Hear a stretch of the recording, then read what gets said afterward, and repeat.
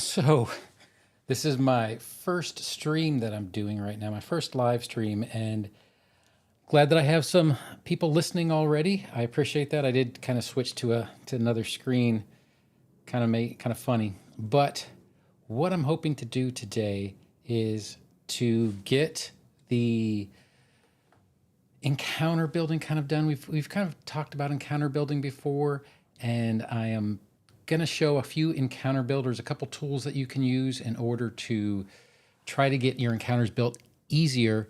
I do have, I'll go ahead and kind of switch over here. I do kind of have the rules up for different types of encounters. We got the trivial threats, we have the low threats, we have moderate threats, severe and extreme. And going through the rules is kind of nice to show you basically how you would build an encounter, but doesn't actually functionally show you. And there are easy ways provided on the web that you can kind of go through and do these encounters super easy. And so I have that, and I also have a little section here on NPCs, which I'm going to get to in a bit because we're going to be talking a little bit about one of the encounters I want to do, I believe, for my first combat simulation. And I'm thinking about doing a bar fight, which is not a type of encounter that you normally see very often. So I usually use PF2 Easy's builder.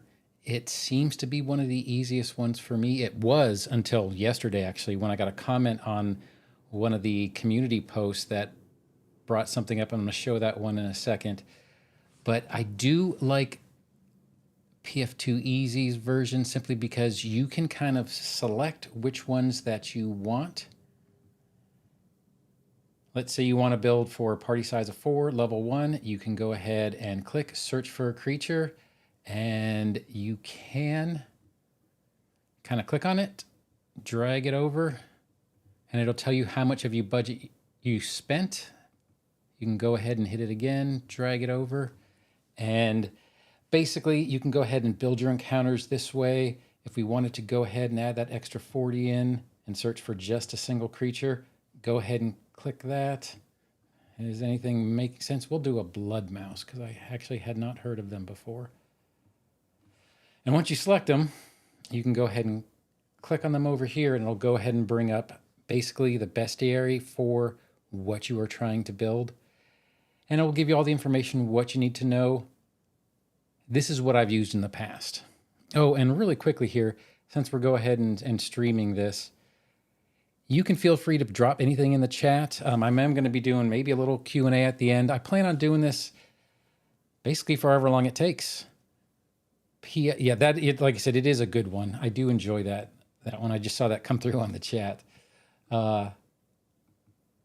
It does seem to be one of the easier ones. Another one that came up, part of that post. Well, okay, first things before I move off of this one is you can go ahead and select a different level of encounter. One thing I don't like about this is, let's say you started building and it defaults to moderate. And you're going to see this a few times in some of these builders, is I want to go down to a low, you have to start all over. Even if you already had creatures in that would have fit that budget, you have to start over every single time if you didn't do it the first time. If you wanted to change it to, like we have the 1, 3, 5, and 10, if we wanted to make it 5th level, then it will go ahead and tell you the levels that the characters are at, how much XP they would take for each one at each level. And then you can go ahead and build your encounter. Another one that came up was, that's actually the one I wanted to wait for, is Mimic Fight Club. Sorry, URL's up here, and I'll probably include these in the description after we do this. And that is Mimic Fight Club, almost exactly like PF2 Easy's builder. It is largely the same. Things are a little bit different as far as the template, as far as how things look, but you still have everything largely in the same format. You can go ahead and search for what you want. Like if I wanted to do I'm just thinking of this because this is what I was building. Oh, it doesn't have it. That's right. This is one of those that doesn't have it. So we will just go ahead and grab an adept, and you can add it at various levels, be it easy, regular, or harder. You can add them to your template, and it'll once again tell you how much XP you've actually added for that particular group. If you want to add a second, it'll take it up to 40, and it'll tell you you're still in a trivial encounter. Works a lot the same. You can set this one is a little bit different. You can set the level minimum and level max for the creatures that you're trying to build into your encounter. But once again, you can change your party size, you can change your party level, you can select alignments. A lot of the other filters that are available on PF2 Easy, I still like PF2 Easy better. I'm not gonna lie. That's the one I still like better. The one that I found that was kind of fun is this particular encounter generator. Totally random. You don't get to pick anything. So basically what you do is party level, party size. We're going to bump it up so we can get some weirder creatures. How about that? We'll make it party level 5, and then we'll leave it at moderate. You can select just a base creature type that you want. And you can also, one thing I like about this is you can select a locale if you wanted wilderness or underground, but we're going to go ahead and kind of leave it where it is. Create an encounter. And what it does is it automatically creates the encounters for you. And then it will give you not only what creatures, which you can click on. And if you click on the link, it's going to go ahead and take you to Archives of Nethys. So you can go ahead and see more about that particular creature. But it gives you the rewards that you could possibly give. I've gone through a bunch of these, I'll be honest with you. And the rewards don't necessarily match what you would find. Like you'll have tiny creatures, and these tiny creatures will have warhammers on them somehow. However, if we create another encounter, you will see some just have gold pieces. Since this is random, it's hard to do. I'm trying to get to one that has, it'll tell you if it has locks, but I'm trying to get to one. They'll actually include hazards as well in this particular encounter. So let's see if we can get to one that has a hazard. Staff of Enchantment. Good for them. Of course, now that I'm doing this randomly, it's not going to bring it up. Anyways, this will occasionally bring across hazards that would also be part of the encounter. I could probably click on this for 10 minutes and see if it would come up. Now, on to my favorite one as of yesterday, because I didn't even know that they did this, which surprises me because I use Path Builder, as you've seen in the videos, for creating characters almost exclusively. Just simply because the way that it, in my mind, narratively lets you build a character by using the character sheets and the steps makes it so easy, and it's hard to forget what you're trying to do. But Path Builder has a beta for Path Builder encounters. I kind of like this one a lot. Basically what you can do is you can go ahead and you can sign in,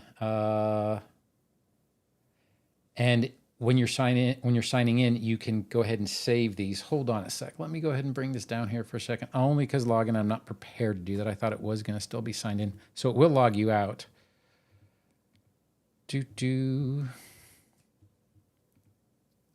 Okay. Bring it back up. So basically, you can go ahead and sign in, and it'll save these encounters for you. So let's say if you were waiting in the waiting room at a doctor's office or something, that's a possibility. You could do this on your phone, and you could log into this Path Builder encounters, build some encounters, go home, get on your home computer, log back on here, and that encounter is still going to be there. It will save it. That's pretty good. And then you can also do a whole campaign of encounters by doing a new campaign or loading an existing campaign. So I'll go ahead and select that one and accept.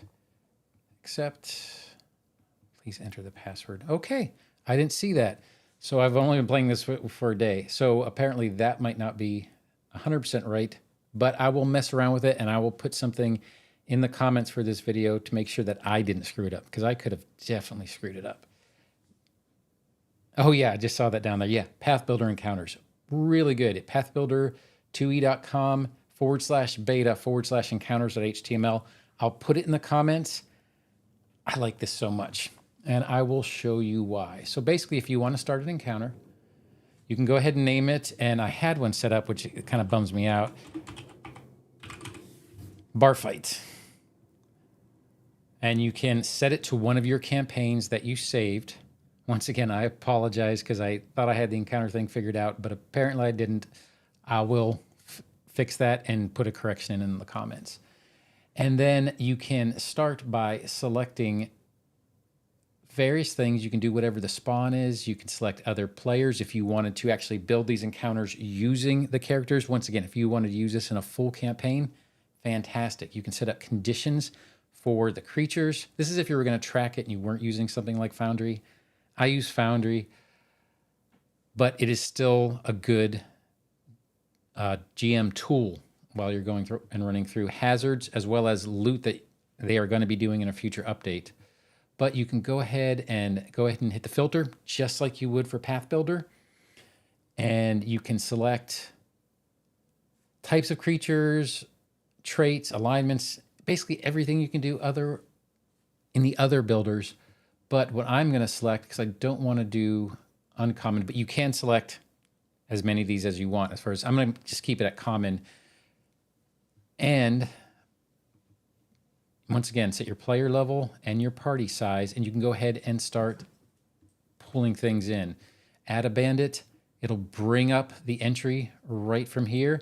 If you click on this link, the link's going to take you to Archives of Nethys. So you can see and I've been using this a lot to see where they would show up because I want to know whether I have the token art or not. Because I have the bestiary token art for Foundry, but I don't have this one. So I'd have to go to Hero Forge probably and create my own version of a bandit, which is fine. But it's nice to have it in the bestiary and I already have the token already there. But then you can go ahead and grab a few things. So I'm doing a bar fight. That's what I'm going to name this one. So I want to we'll have 2 bandits. We will have a burglar. Oh, one thing I forgot to mention, and this is the difference between live and me being able to edit videos later, is I would have edited this and put it before. But you can select the minimum and maximum for the creatures that you want. It is nominally set for the standard, which for a first level party is -1. And then 4 levels above. If you were higher, if we said that the party level was 5, then it would go all the way down 4 and all the way up 4, just like they would recommend for the different types of creatures. But we're in a bar, so we're going to have a dock hand. We are going to have, we're going to have a couple drunkards. We might have a farmer that shows up. And that's only in the jailer. No. Logger. That's a good one. So this is listed as extreme. Now, I should probably take some of these out because I'm trying to explain a little bit on how this would do for a normal thing, but I guess I'll go ahead and say it. So the first combat I'm thinking about doing is a bar fight. And a bar fight is a random fight where you have a whole bunch of creatures around a whole bunch of creatures, and these being humanoids, basically. And you're in a bar, you're not using weapons, you're using unarmed, you're unconscious, you don't die, and if your party goes unconscious, you would go to jail. That's kind of the encounter I'm working on for my first combat. But let's go ahead and delete some of these things, because right now everything's just going to be extreme, and it's not doing what I should be doing. Get rid of the 2 drunkards. So what I wanted to show, once again, if this wasn't live, I'd be editing this, but 2 bandits, 1 barkeep. This will show you what level of encounter you're building across the top, which I really, really like. And once again, this allows you to save these encounters and keep them, you know what I mean? It's something that you don't have to do on the fly all the time, or maybe print off or do something along those lines, or build it in Foundry immediately after you do the encounter builder. I think it's a really, really handy tool. And if you want to add a new encounter, you just go ahead and add new encounter, and you can go back to your old one, go to a new one. The one that I was looking at before, I wanted to do here's another one I'm thinking of doing. So I was thinking about doing a sea encounter on a boat. And then you would go ahead and select your monsters, and I would do things for this beast. I'm trying to think if there's anything else I could do on here that would make a lot of sense. We'll just leave it at this. Otherwise, I'll just sit there and be talking to myself. But I do want to do traits. Hag might be nice. I don't have a hag in that level. Okay. Well, let's not do that. And go ahead and select that. Get that going, and then we could just do, oh, these are actually cool. These things, I'm going to add 2 of these. If you've never run across these, and I believe they're from an AP, maybe? Hold on a sec. Oh, no, they're in the bestiary. Fantastic. They don't have a token for them. Oh, here's their picture. These are creatures that, this would make a good fight. These are creatures that have a moisture dependency. So they basically live in the sea, beaches, anywhere that there's going to be a lot of water, and they have to stay in or be near water at all times. The best thing they do, a Capuchin's Curse, if I'm pronouncing that correctly, and I could be totally screwing it up, but if it damages a creature with its jaw strike, it gets a blessing and a curse. The blessing is that you can now doubles the amount of time that the affected creature can hold its breath. You can even use that if you wanted to get in a bag of holding, for goodness sakes, because it doesn't say that you can swim or you can breathe water. It says you can hold your breath.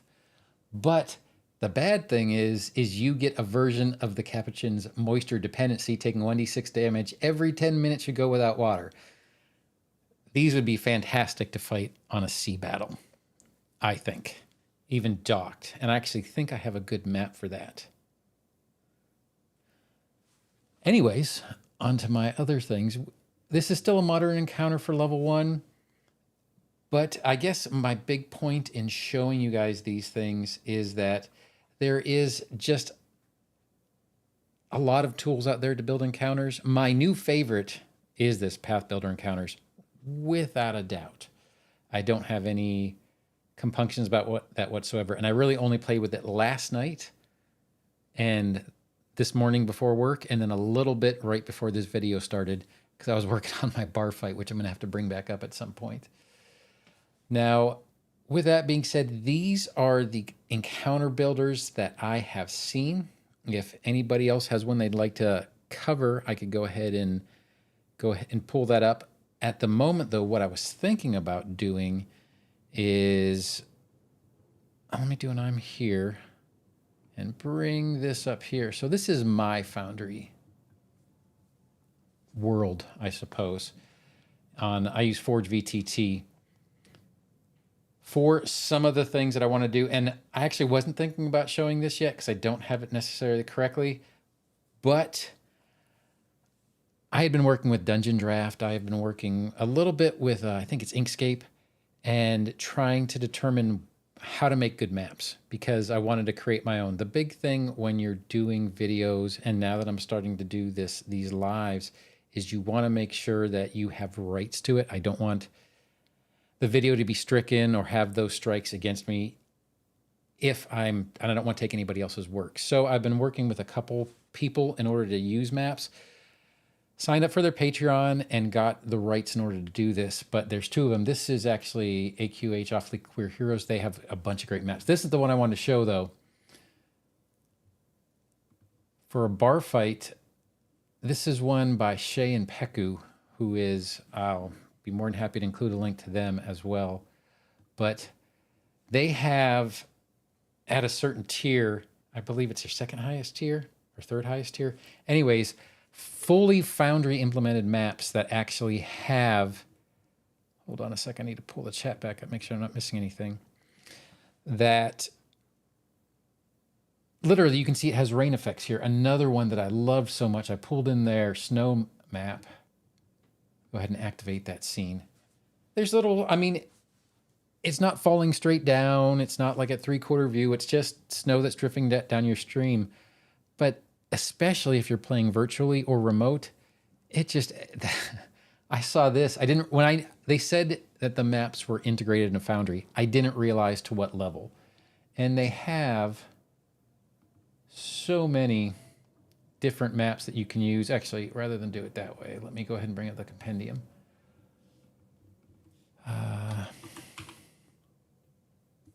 So they have,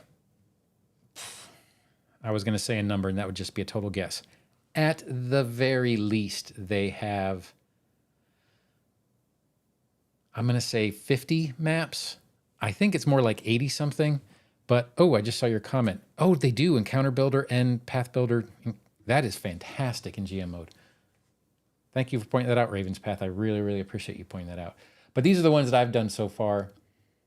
So let's go to, this one's a kind of a nice one. You just click on it, it brings it all up. It gives you a whole bunch of different options. Fog, what would fog look like? Let me import it, save changes. Activate it. And then you have moving fog. I might be using a lot of their maps. I do like them a lot. And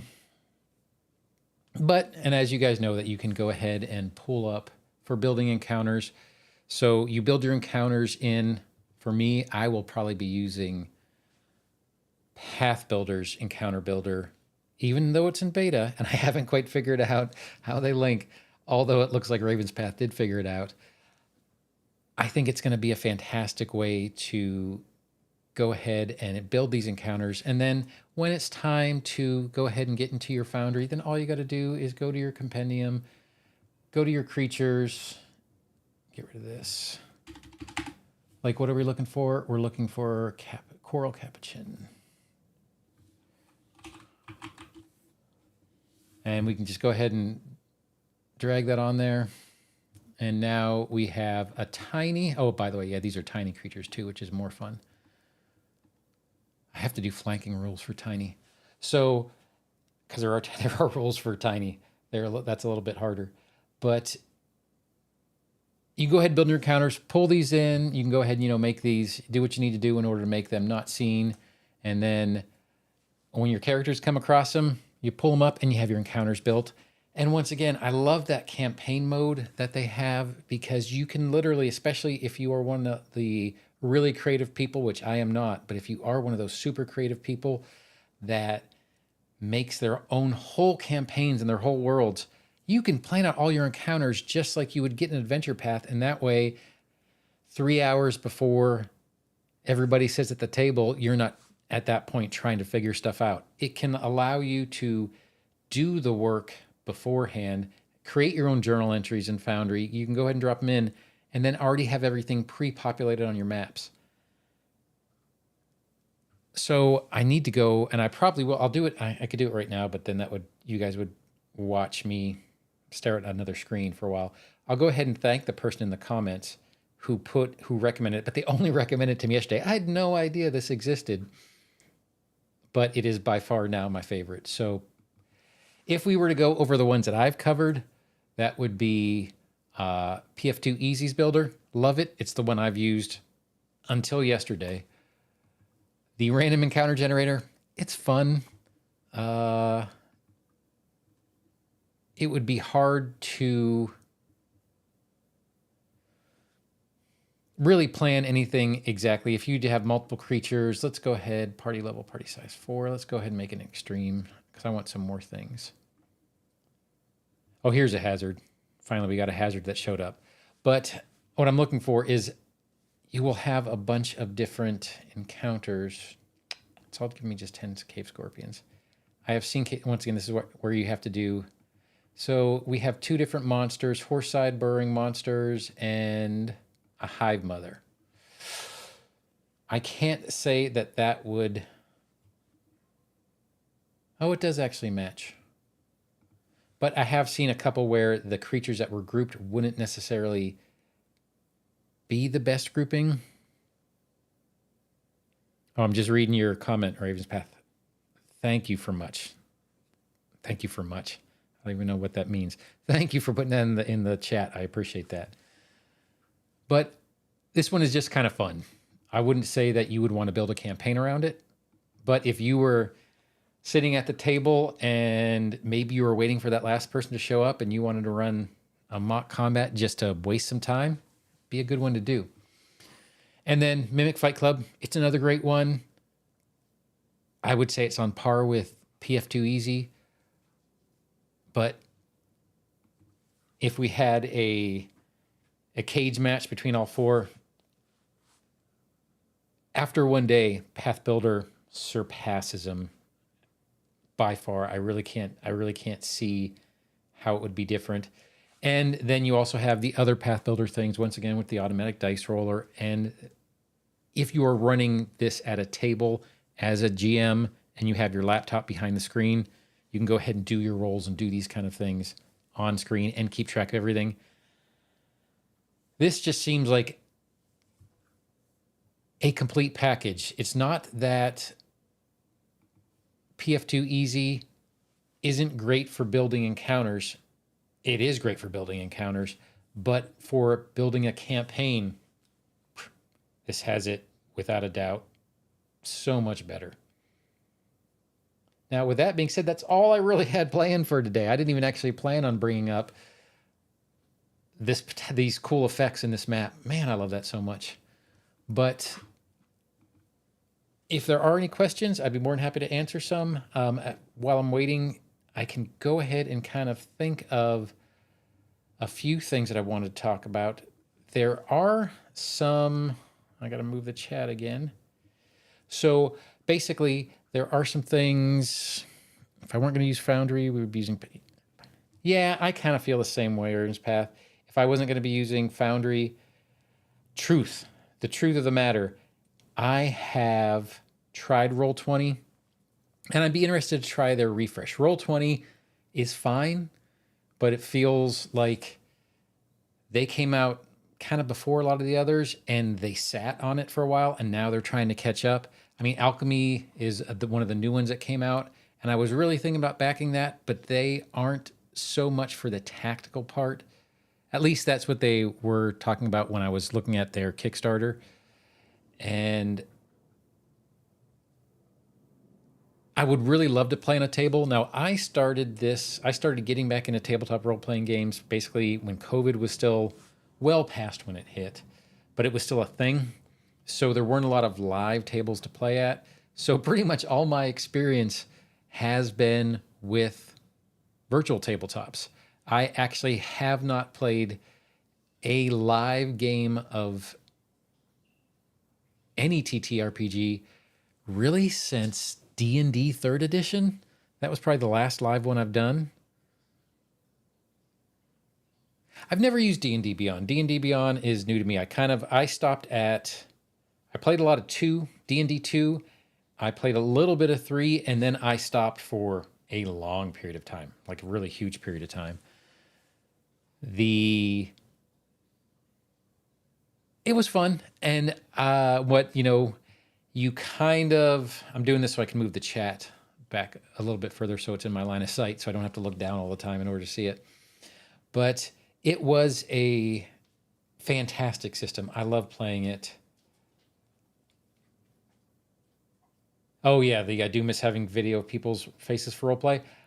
Now, what we have done for video is, and I've only had one GM do this, and he's actually on YouTube. I should probably put him in the chat. He was a very good one. He actually got me running through the beginner box, believe it or not. And Nader Tot, he was my first GM in Pathfinder. He used Discord, but he used the video portion of Discord, which I kind of liked. Now, the other two games I'm in right now, I'm in Abomination Vault, and I'm in, why can't I think right now? Gatewalkers are the two that I'm playing right now. And neither one of those use chat, we use voice. Or I'm sorry, neither one of them use video, we use voice. And it's good, but you're right, I do miss seeing people play. I do miss, especially when you're in a tense moment or when someone does something really good and you see their face light up. I've never used the integrated video chat. That is one thing I have not done. And I feel like asking you the question isn't any good. I don't know anybody who's actually. I'd be worried because, like, one of my games, we had someone who was playing with a older laptop. Fortunately, he got a new laptop, but the older one was having a hard time running Foundry. I don't know what it would be like if they were trying to run anything else.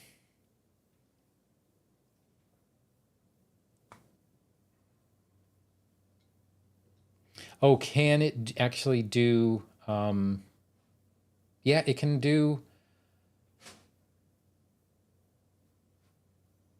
Oh, it can actually do that. Yes, Foundry can actually do video. It sure can.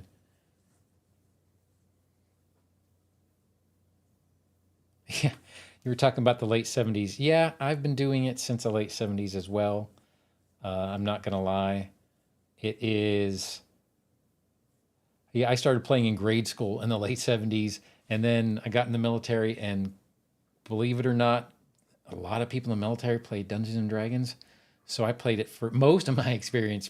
Probably the vast majority of my experience come from playing with a group of people that I was in the military with. Oh yeah, they have iPhones. Yeah, that's one thing I don't understand why they don't build an iPhone app.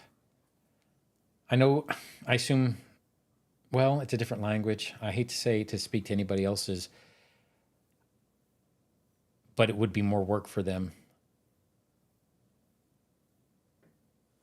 You can do the video windows are inside Foundry. I didn't know that at all. How that's pretty darn interesting. So, I wonder how the voice do the voice controls. This is for I'm actually asking this of Warren, I believe. Oh, Warren and Leo. So when you do the video, let me switch back to this overlay here. So when you're doing the video in Foundry, do you control other people's audio over here, or does each one of the video chats have their own? Just out of curiosity.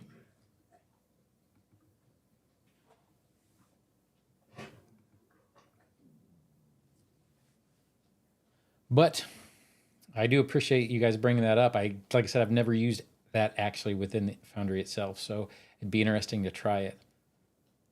Now, one of the things, actually, truthfully, coming up here, one of the first things that I'm going to be trying live at a table in a while is my local game shop, and that's where I got my Lost Omens High Helm.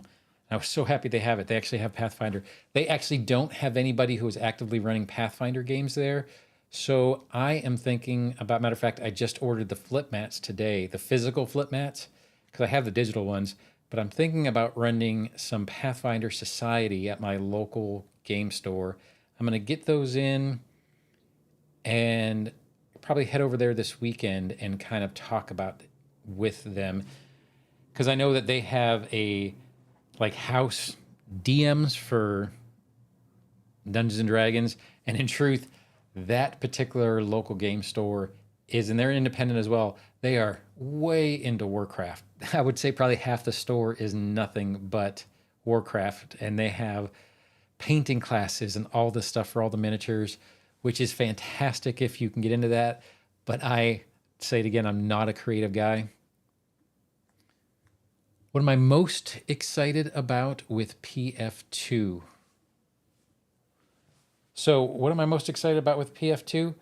For upcoming stuff, it is 100% going to be, and I didn't think it would be because I was a little bit leery when I first heard about it.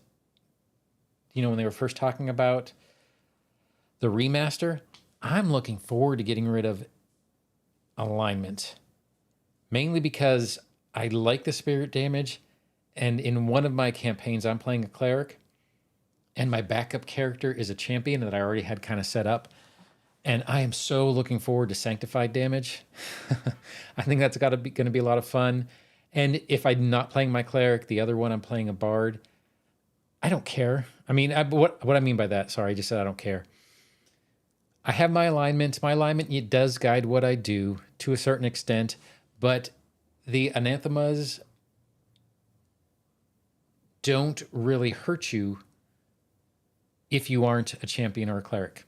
So I like the fact. What about in running the game? What do I like about in running the game? I like doing the narrative part of it, mainly because I like the role play part of this tabletop role-playing games a lot. I don't do voices. I'm actually pretty horrible at it, but I like taking the paragraph of text that you get, before in a journal entry for a particular room or something like that. And I like drawing it out and, we're in a dank, deep, dark cave and you can see the water just dripping off the sides of the walls and you're hearing the plink, plink, plink of and I'll have little sound effects that kind of go along with those particular things of, water hitting pools. And I like being able to describe those kind of things. So that would probably be what I like most about running a game. Now, being in a game, it kind of depends on the group. So in Abomination Vaults, what I like, that is a great group. They're both great groups. Oh, Leo, that's okay. I wouldn't worry about it. I felt bad about not being able to do Path Builder, so I'm glad that the instructions were actually put in there. But like in my Abomination Vaults, that has such a good exploration dungeon delving thing and a little bit of jump scare terror in it in certain places. We've had familiars get killed because they were scouting ahead, and then you'd just hear a noise and you'd walk into a room and you'd see a trail of blood and then find, the creature. So there are things in Abomination Vaults. So I like the go with the dungeon delving. I like exploring the dungeons. With Gatewalkers, I like okay, we're only in the first book of Gatewalkers, so I'm not going to be doing anybody any spoilers. But with Gatewalkers, it is such a odd thing because you are being brought into this adventure, and this is within the first couple pages, so absolutely no spoilers. But you find out that you're basically brought into this area, this environment, and you are called a gatewalker because you were basically brought from somewhere else. You have no memory of what's going on, what your past history was. In general, you still have your skills and so on and so forth. And then the whole thing's a mystery. So in that particular game, I like the mystery and the uncovering and the talking to creatures. And I was going to say something, but the different, how can I even say it without doing any spoilers? You're getting glimpses into other planes and this kind of stuff. Once again, I'm only in the first book, so maybe at some point you go extra planar. I don't know. But you could start to see these types of things. Oh, for Kojo, the beginner box. I love the beginner box. I have run that 3 times. By that, let me not say run it. I have been in it 3 times. And I would play it again and again. It is such a good introduction to the game. There isn't really a better one. The one that I'm thinking about, I want to make sure I don't. What is Rusthenge? Is that the new single? By the way, I think I need to get a new keyboard because I have yeah, it is Rusthenge. Rusthenge is that new one-shot encounter. That, for me, looks so good, and it looks like, in the way they describe it, it looks like a one-shot beginner box for the remaster. Hey, Walter, glad to see you come on. But Rusthenge it looks like a one-shot for beginner box. They even describe it as it's not a difficult one-shot, and I really can't wait to get my hands on it. That would be one of the things that I'm really looking forward to playing. Raven's Path, that's exactly what we did. We did beginner box, and now there is that Troubles in Otari, which is the middle one, but we did the same exact thing that you're talking about doing. We did beginner box and then went straight into Abomination Vaults. That was the second time I played the beginner box. it is pretty good. Yeah, it's called Rust Henge. I actually got, because I was looking it up, I actually have the link for it. I'm going to put it in the chat on the Paizo site. Oh, just out of curiosity, I need to put this up in the community.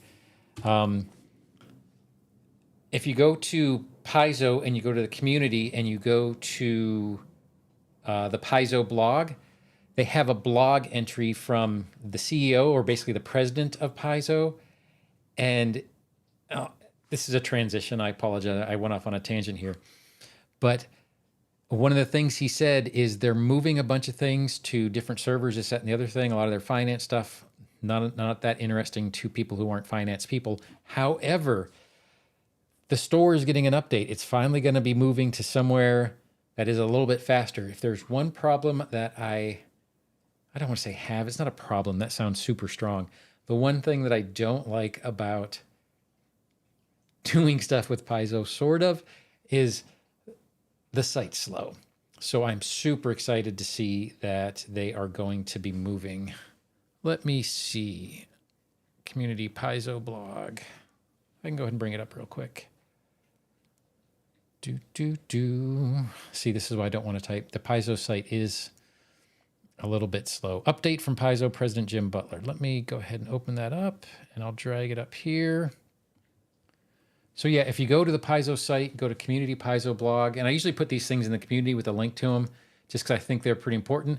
United Paizo Workers, that's fantastic. Glad Rise of the Orc, talking about how they had to push Abomination Vaults for D&D 5e, Starfinder, Mechageddon, Venture Pass. That sounded interesting. They talked a little bit about that at PaizoCon. Reorganizations, mostly remote. New technology. New store. Replacing the current store with a shiny new one. I'm thrilled to hear that. Absolutely thrilled to hear that. Oh, darn it. I didn't switch the screen over. I'm still getting, this is my first live, so still new on the live. So, but yeah, they're getting a new store. That's going to be fantastic. But yeah, we'll go ahead and do that again real quick. So Community Paizo blog will take you to the Paizo blog.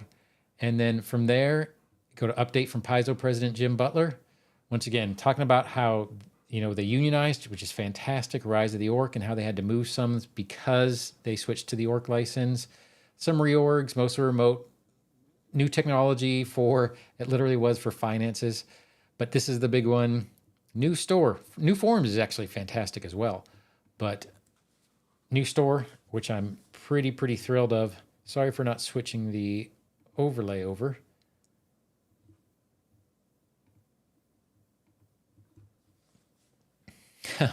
Thank you for that, Ravenspath. I appreciate that. Ravenspath. Yeah, the stored payment method thing, I've never run into a big problem with it. The big thing I don't like about it is I run into problems where I'll just be looking for my digital content, because the PDFs and that kind of thing. And plus I have subscriptions to the rule books and the adventure path. So when that gets shipped, I get the adventure path, which I got Rage of Elements. I know some people got it days ago.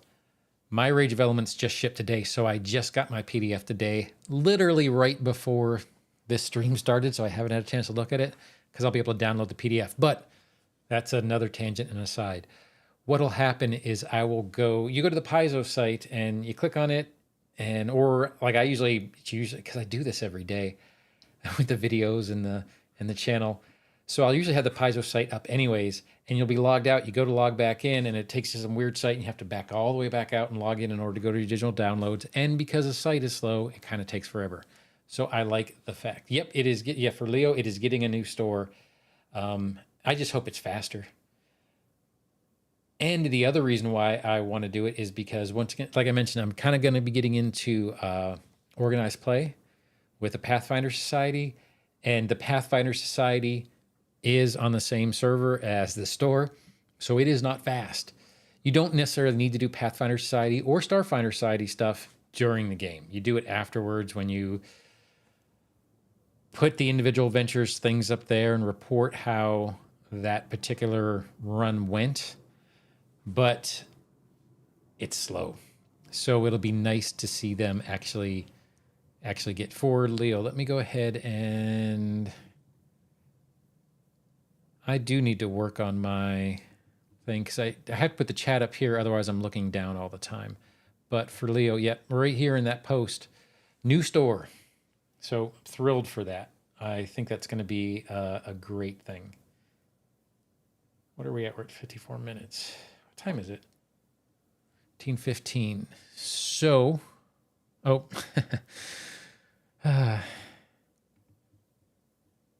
what else do we have going on? Some of the other things that are going on there.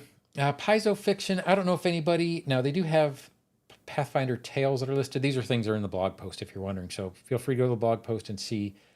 But one of the things I'm interested in is, have you guys seen the Paizo comics? They have comics for both Pathfinder and Starfinder. I have never seen any of them, and I need to go into my... I didn't see them at the game store. So I'm wondering if... And I have Amazon. I think everybody in the world has Amazon. But I'd kind of rather not use Amazon. Like, okay, when I buy Paizo books, because Paizo takes 11 to 20 days to ship and so on and so forth, you're not going to get stuff right away. So actually, my first core rule book for Pathfinder P2E came from Amazon, but I usually try to order from the Paizo store because I'm assuming that they get a better cut at that particular point. I'm not entirely sure. Have you been reading Wake the Dead? Is that any good? That'd be interesting to know. I assume it is good. Just being honest, they have really good storytellers there. But what kind of store might have the comics? I believe you had to go on Kickstarter in order to do it. I think. Otherwise, you can just get the PDFs. And I like physical copies of things. It's kind of stupid in today's day and age because, in truth, like when I'm preparing for a video and I have one of these days I'll have to take a picture of the setup. So I have a 27-inch here, a 34-inch here, a 27 vertical here, camera here, key light here, off light here, and then an overhead light here. Got a little microphone here, and which I just tapped, which means you guys are going to hear something. So I apologize for that. And then the backlight there, and so on and so forth. And I have a dog here and a dog there, by the way, for all that matters. Got it from the local comic store. I might need to look at that. Okay. So I have to look around all the time. But when I'm running, sorry, the tangent again. When I am putting together video on this screen, I'll have like 10 different PDFs of all the rule books I have open, looking at different rules and checking things up, and then Archives and Ethos will be over here, and it's just a big thing. I'm finding that I had to invest a little bit in order to make workflows for creating videos easier. But I like it, so let's see what else do we got going on in chat.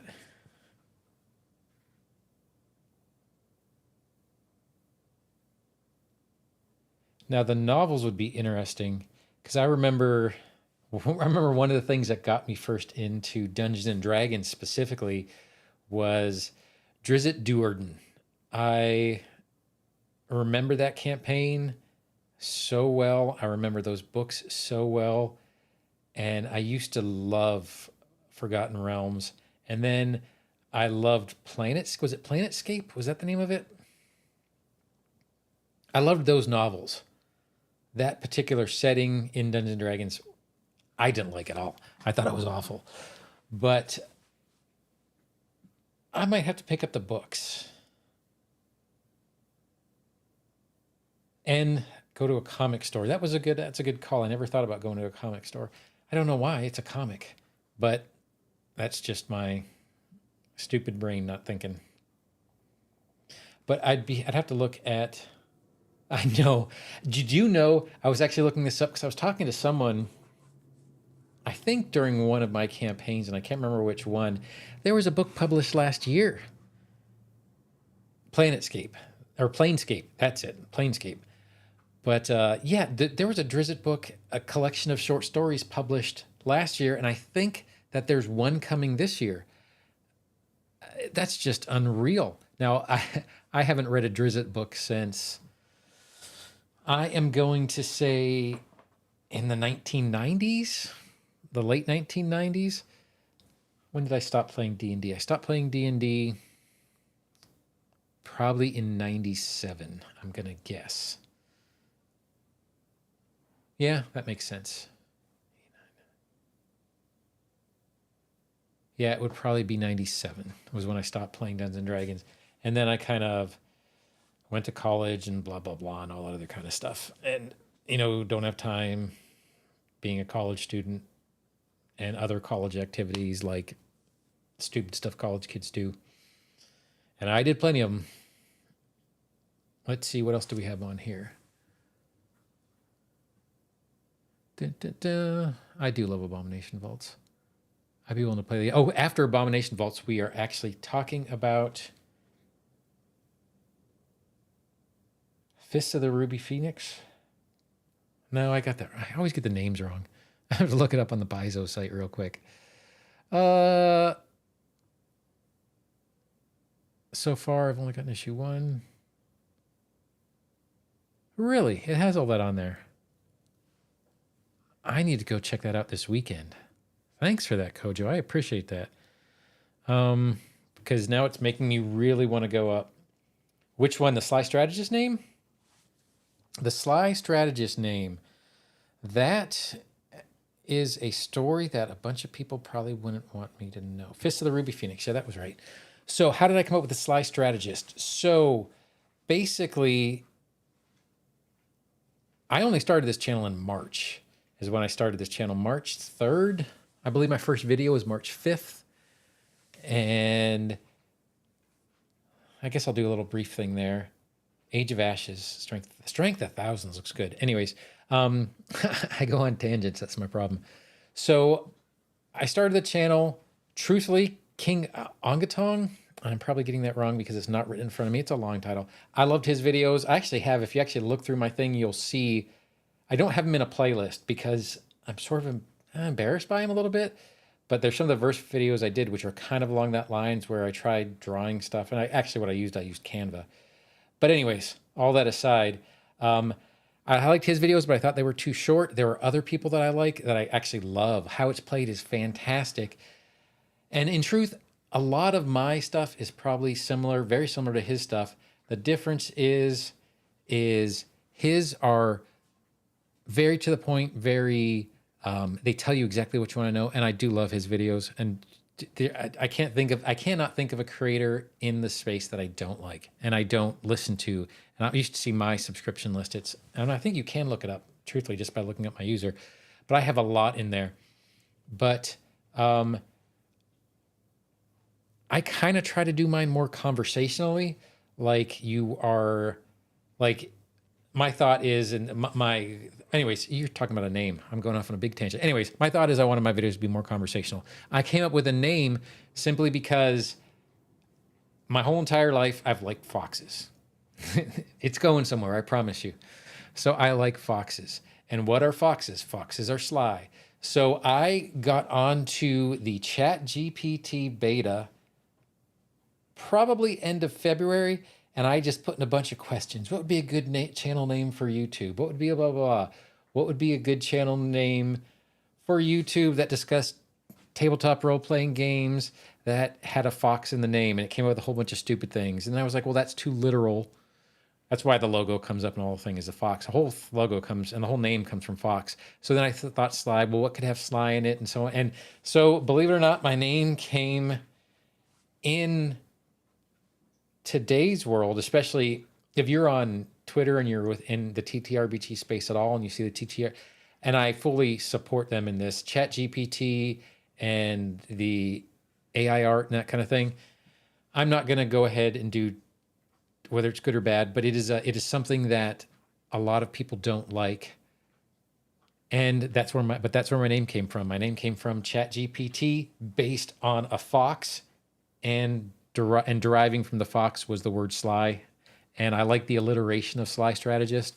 However, I have someone who always puts comments on, and I need to look up their name. And these are one of these things that when I'm not in front of a camera, I can remember things. But when you're in front of a camera, it makes it hard to remember all the little details. But I get this a couple times. There's someone who comments on my videos, and they comment a lot, and I really enjoy their comments. But they always say, well, when are you going to say that you are the Sly Strategist? Never. That's a little bit of a boast. I think actually it came up where someone else mentioned something along the line of when I have 10,000 subscribers. Sure. When I have 10,000 subscribers, I'll say I am the Sly Strategist. But right now, I am always going to say I am trying to be the Sly Strategist because in truth, I haven't been playing Pathfinder for that long. I started this channel because I like the rules so much. And a good way to learn the rules for me specifically is to explain them to other people. And so that's kind of how the channel came out. Oh yeah, use ChatGPT. I hacked Raven's Path. I have a story about that, using ChatGPT to help me build backstories. For one of my campaigns, I used ChatGPT with prompts to build a backstory. That backstory, do I have it somewhere? Hold on a sec. I actually might have it here. This is my Gatewalkers Player's Guide. I don't have my character backstory. Anyways, my point is my character backstory is literally 5 pages long.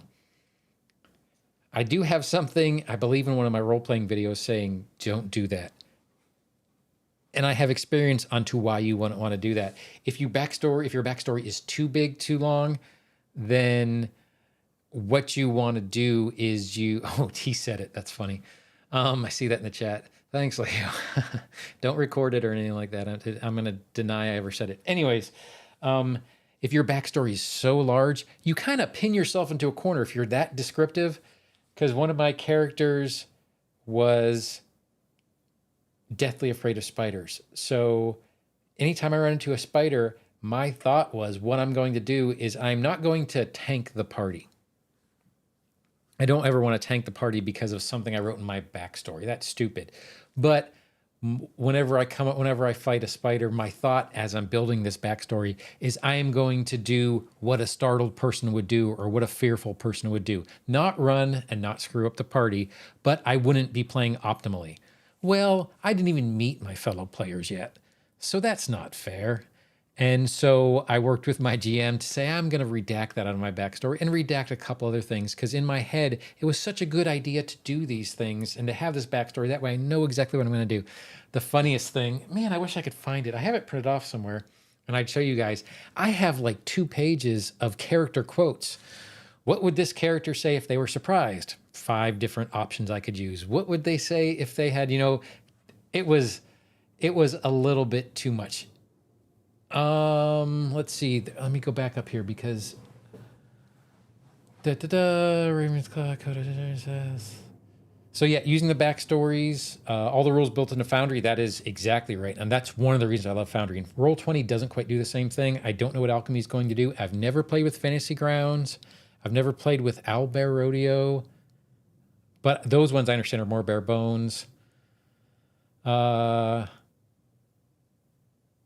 siblings give their class. Now, I did use Raven's Path. I did use ChatGPT to give me my parents' names, my parents' jobs, how many siblings I had, and my siblings' names. I did not give my siblings classes. Yeah, that's it. Beamer, that's exactly right. It's a bard. And because he was a bard, I wanted him to be glib. I wanted him to be witty. You know what I mean? So I literally had pages of quips that were categorized into surprised, excited, sarcastic, ironic. It was so funny. I've never used any of them. And in reality, they're corny. Well, let me take that back. Have I used them? Yes. But the same way I'm explaining this to you guys on this particular live, what I wound up doing is I wound up using the quotes sarcastically, and I'd be in front of my microphone. My microphone's here, and I would get the pages out, and I'd intentionally, let's see if I can do it. Intentionally like make noises of flipping pages, and then I'd I'd say, and what he would say now, and because they know that I have pages of quips, but that's the only place I've ever really used them. Because in truth, especially if you're in the middle of a combat or something like that, that's not usually the first thing I do, is to look at my 3 pages of quotes in order to see what would be appropriate to use in this particular time based on the last word that the creature said. It's kind of funny. Let's see, alchemy. Yeah, never thought of it for quotes. It's good for quotes. It's really good for quotes, actually. Pretty witty. Alchemy seems confusing. So alchemy Kickstarter came out. I saw it. I'm trying to think who did it. I think it was. See, I don't want to put any, because I don't know any of these people. Understand, I'm a small Pathfinder streamer. Hope to be large someday. No, but these people know who I am. But I believe it was Bullman who might have said it on one of his Twitter things or something like that. Anyways, it was. Or was it through PaizoCon or some PaizoCon? Yeah, they were at PaizoCon too. Anyways, I went to their Kickstarter. I actually started to back it at a pretty high level, and it's expensive to back it, to get the lifetime license for it. And I was starting to fill out the form, and I started looking at them. That's not real words. I started looking into them a little bit, and they are great. At least at the time I looked at it. It might have changed. If it did, more power to them. And I might be using alchemy in the future. I'm never going to go away from saying that I might be using Roll20 in the future with their updates that they're doing. I don't know. Right now I like Foundry though. But alchemy seems like it is good for the type of games that aren't tactical. And by tactical, I mean it's not a dice rolling type of game. People, like if you... And for research, I say research like this is a job. But for researching videos and stuff like that, I look at other people's stuff. I look at what people are putting out on different. And so I've learned of a lot of cool RPGs. There's a whole space that I wasn't aware of, once again, because I come from D&D to Pathfinder. I didn't play any of the interim ones. But there's a whole series of tabletop role-playing games out there that have nothing to do with tactics and combat or rolling dice, and it's all role play, or it's all about environment. And actually I've bought a couple, these one-page RPGs, tabletop role-playing games, that are kind of cool. They're meant to be completed in one sitting, so it's almost like a one-shot, but it doesn't have the back-end rules. It's kind of cool. That's what alchemy seems to be for me, because when I was going through their Kickstarter Q&A, we were asking, because their pictures at the time, it might have changed. I could go look and see, but I wouldn't want to do that now in a live. But they would show all these pictures of alchemy, and it looks fantastic. I mean, out of this world fantastic. And some of the videos they show about how the music sounds and how you can use it to develop the atmosphere for your thing is great. But then somebody had a question about battle maps, and they were like, "Oh, we don't have battle maps in it at the moment." If you're playing probably D&D or Pathfinder, Warhammer. If you're playing a tactical role-playing game, probably not the virtual tabletop for these. Although you could still use it, there's nothing saying, because they have images, there's nothing saying that you couldn't put an image with the grid on there and go ahead and do different things. And I don't want to say that they're not good in they might be fantastic now. This is when I was looking at them. I'm trying to think of how long ago it was. It was probably 2 months ago. And that was during a Kickstarter. They had stretch goals and they had all this other kind of stuff. So they might have added it since then. So please don't use this video to count alchemy out. They might be fantastic now. I just haven't looked at them, and I didn't back them at that particular time because they weren't using tactical battle maps. And in truth, that's one of the things I like about using, be it Roll20 or Foundry or any of them, is the fact that you have, it's kind of like having a map in miniatures on a table in your friend's kitchen table when the mom brings a lemonade on a hot summer day. You know what I mean? I like having the visual representation because I like playing tactical tabletop role-playing games, which is 100% what Pathfinder is, and what Dungeons & Dragons is, and what Warhammer is, in my mind at least. But Theater of the Mind, Kojo, you just brought that up for the Theater of the Mind. It's fantastic for Theater of the Mind and a lot of the other tabletop role-playing games. And I would like to try some of the other tabletop role-playing games that aren't tactical. I'm not going to say I wouldn't make a channel for them, more than likely, but like I did for Pathfinder. But I think it'd be interesting to play, and I think that's what Alchemy's for. What I will say is I'm going to bet that if they aren't using tactical battle maps now, they might in the future, because the two big players in the game are, and in the game, by that I mean this whole tabletop role-playing game. First one, I need to take a drink real quick. Hold on a second. First one is going to be Wizards of the Coast, Dungeons & Dragons. They're the 800-pound gorilla in the room, without a doubt. But, you know, if you look at the charts, Pathfinder second. So the top two are tactical tabletop role-playing games.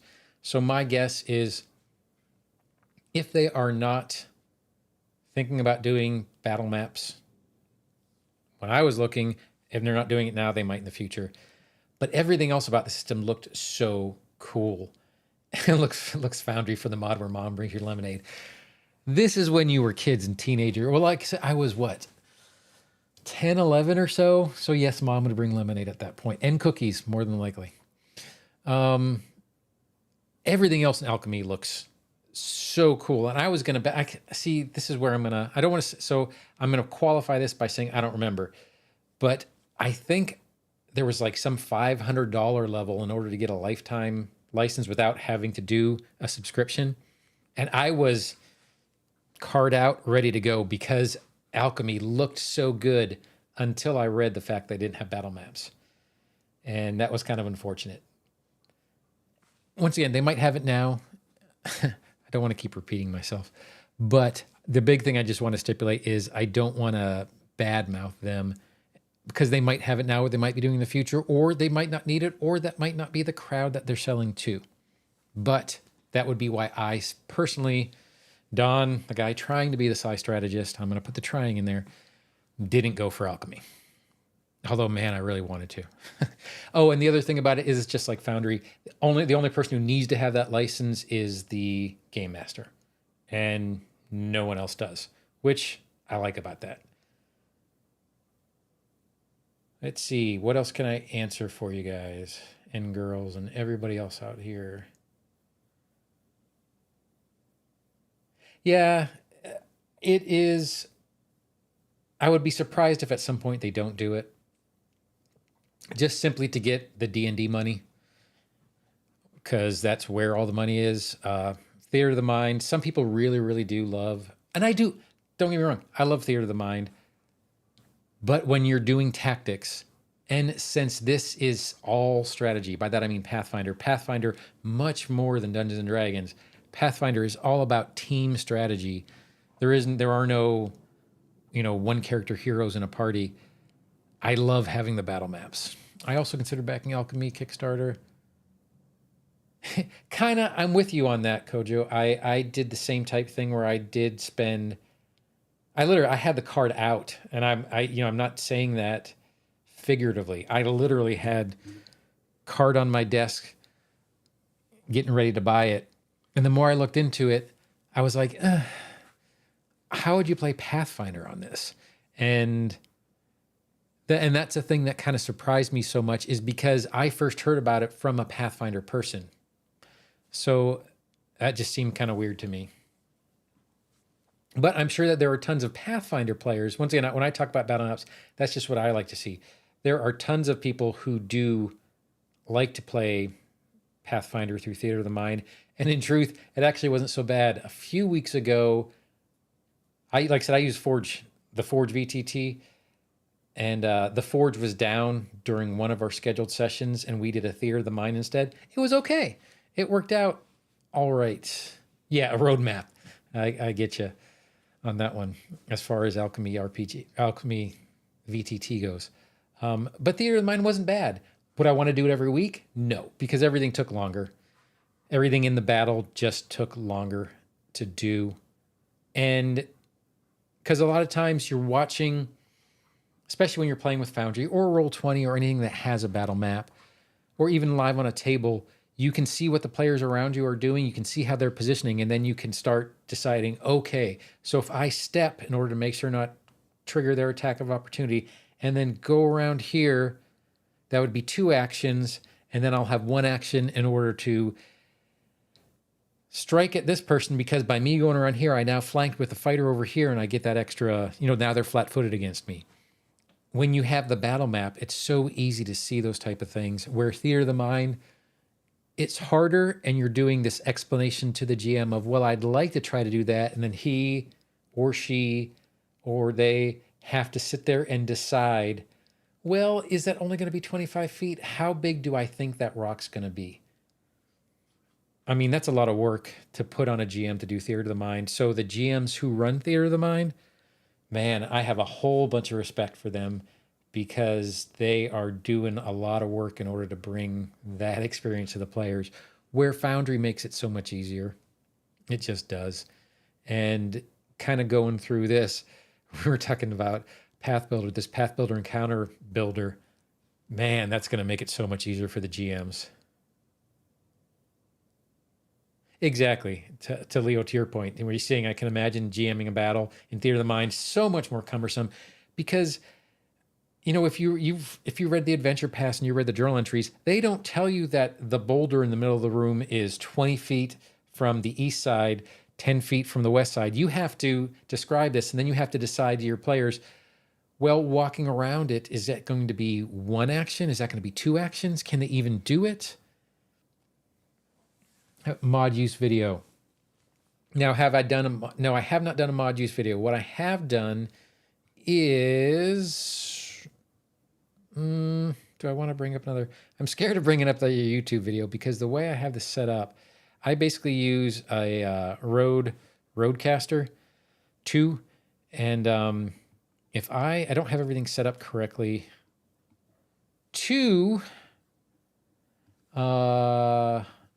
basically, if a video starts playing, you're going to start hearing my video play through your audio, because I don't have it all set up correctly. So what I did do, no, I don't have a video yet for the setup, and I will do that, but I'm not 100% down with everything.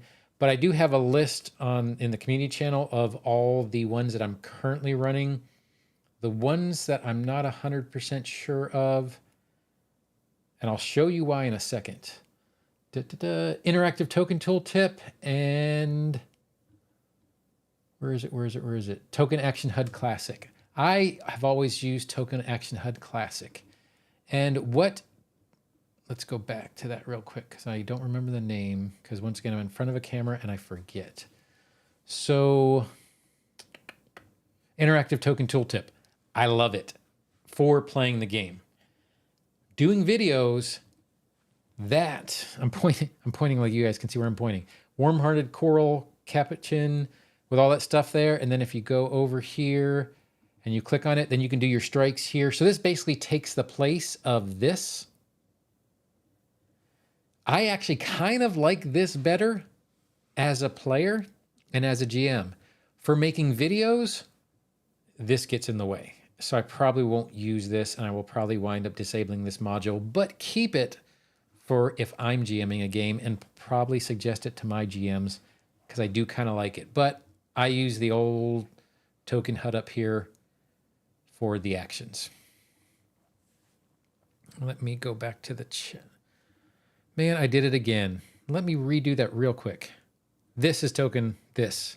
This is token HUD action, or this is the token tooltip, and this is the action HUD. I can't believe I just talked about all that stuff and then it didn't switch over correctly. Sorry about that, everybody.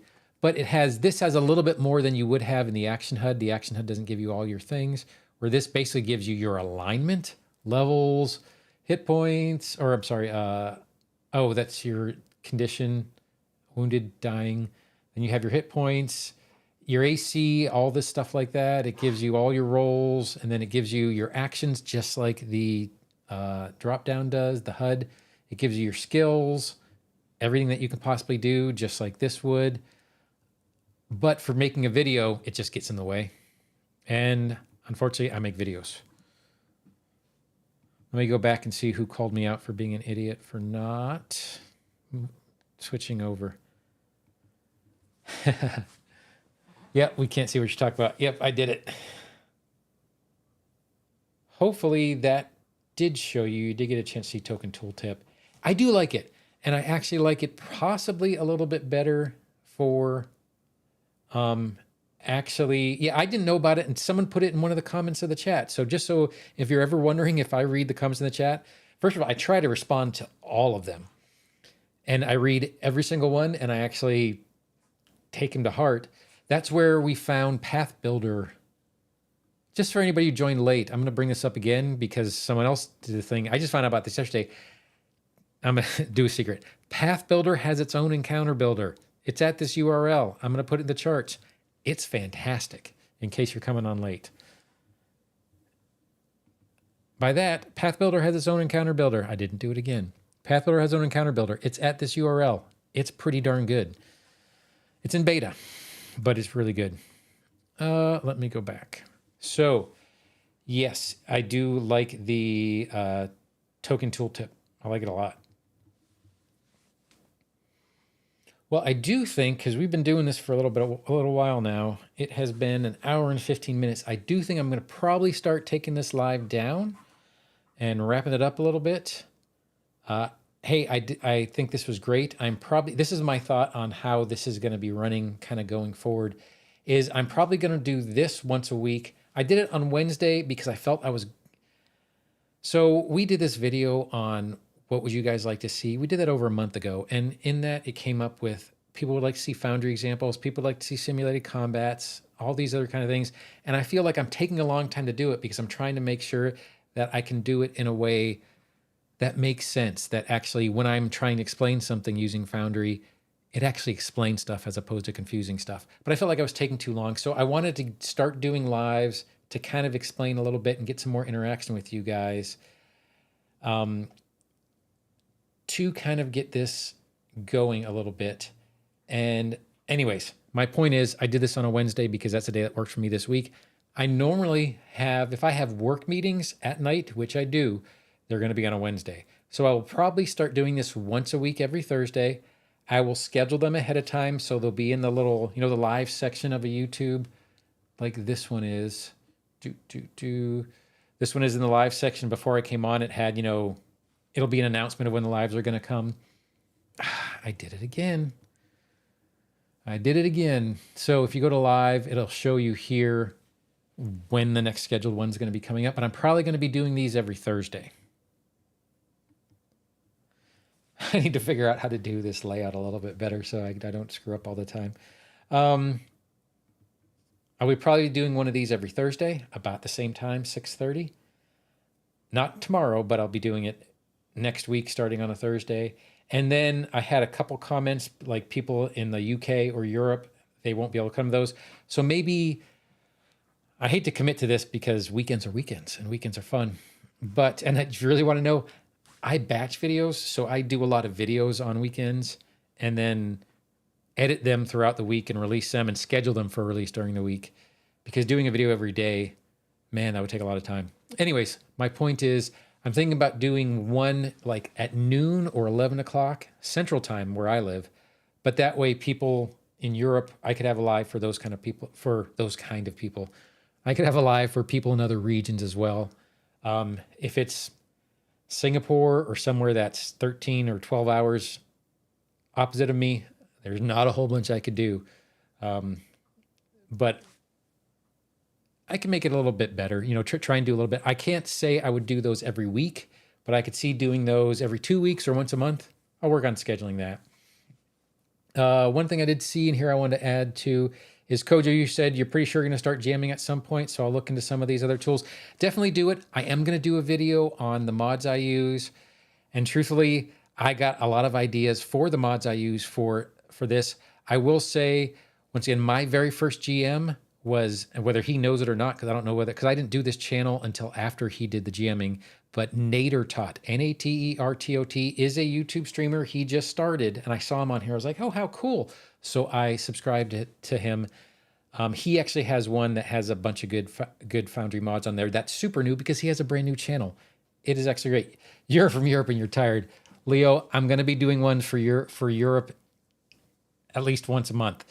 But yes, definitely check his out. And I will be doing a video. Once again, I do have that thing in my little community one as well. But with that, I'm switching the tone of voice to the end of the video voice. But with that, I appreciate all you guys coming. I was really surprised and glad that you guys, well, I see what you're saying around my schedule, but once I become a mega YouTube star, I'm in the tabletop role-playing game and in the Pathfinder one. I think our largest YouTube streamer is 60,000, and D&D would make it go a lot bigger, but I don't know whether you could be a mega YouTube star and doing Pathfinder. Anyways, all that aside, I do appreciate you guys coming on. This was a lot of fun, a lot more fun than I was, and I was vaguely terrified of this. I'm a little bit of hyperbole there, but this was, hitting that stream button on my very first stream was a little bit nerve-wracking, but it was fun and it was easy, and I appreciate it. And I appreciate you guys for watching. So we're going to do that end of the video thing. I hope you guys have a great day. Happy adventuring. Thanks for watching, everybody. I appreciate it.